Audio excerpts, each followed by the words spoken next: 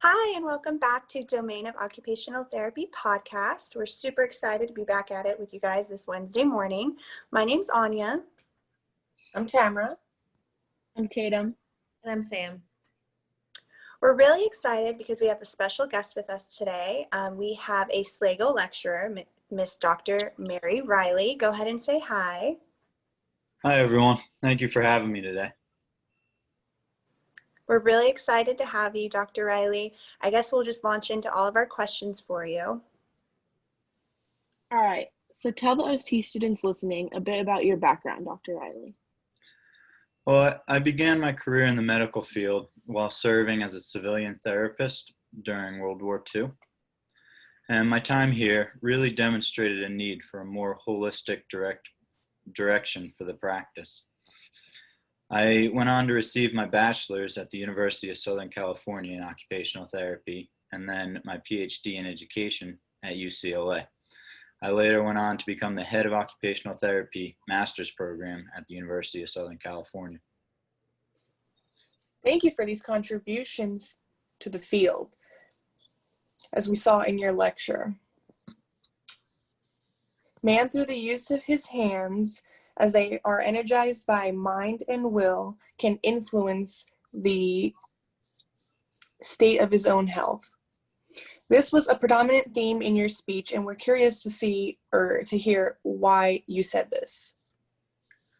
Well, by saying that, I just wanted to emphasize the value of occupational therapy and the fundamental ideas of adaptability and creativity being used to improve the quality of life through the relationship that man and woman have with their interactions in the world around them. Okay, so continuing off this idea of creativity and adaptability, we had seen that you had hit on themes such as vitality and uniqueness of the field. Why do you think occupational therapy is so vital? For all the students listening, a person's interaction with the world around them is essential to their happiness and basic needs. This field is vital in promoting health and wellness across an individual's lifespan. An example of this would be the strong drive in American culture towards action and discovery. So with this action discovery in relation to American culture, what changes did you see in the field after 2 world wars and a Great Depression? After the World Wars, many men struggled to readjust back to their everyday life. Occupational therapists during these wars were more medically driven in practice. Afterwards, the need for a more holistic approach became very clear. With the expanding technological revolutions, physicians are now better able to manage chronic conditions through the use of medications. Occupational therapists are now able to be more directed in practical skills related to activities of daily living. And these activities can stimulate the central nervous system and provide value and purpose to the patients as they readjust back to their lives as civilians. Well, what makes this shift different from any pre-existing theories that are out there now, such as psychology, behavioral, or biology? The unique thing about occupational therapy is that it actually is attempting to pull from each of these fields. The technological revolutions and shift from medically based occupational therapy gave us practitioners the freedom to develop a practice that was governed more by the fundamental value of holistic practice. This creates more client-centered frame of care and focuses on interactions with the environment and the individual.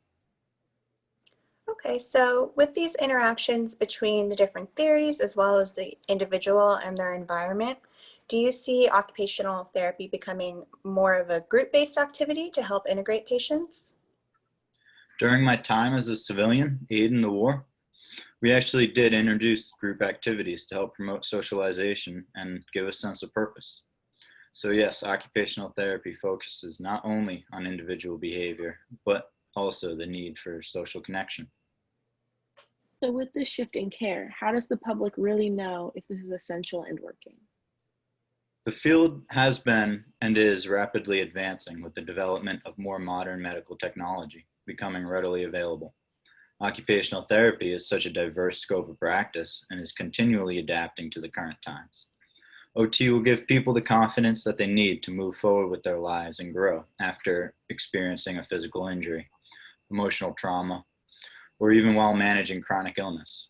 To relate this back to the key quote about man's ability to use his hands to shape his relationship with his world, occupation continues to be essential to an individual and needs to be fulfilled, even with or without the guidance of an occupational therapist.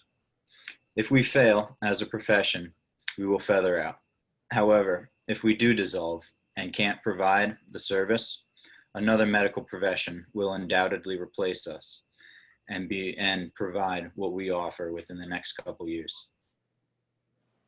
With the practice rooted in medical history and this shift on the horizon to more client-centered care, do you think another controversy on the importance of OT could arise in the future? The drive in man for occupation will always be present, and with the changes of society, will always lead to new controversy. In the hands of you students and the current professionals to act in the best interest of our clients based on history and the current trajectory of the world. So how do students coming into the field, can we enhance our profession and guarantee growth in the field? Moving forward in the field, students should be researching and engaging with the world around them, staying curious as lifelong learners, and creating treatments for our future patients that are as unique and vital to them as the times are. Well, thank you so much for joining us, Dr. Reilly. This was a great learning experience for us and our audience. It was a pleasure. Thank you for listening. It's always great to teach and learn from a new generation of OTs. Well, thank you so much. I guess we will catch all of you students next week. Bye. Bye. Bye.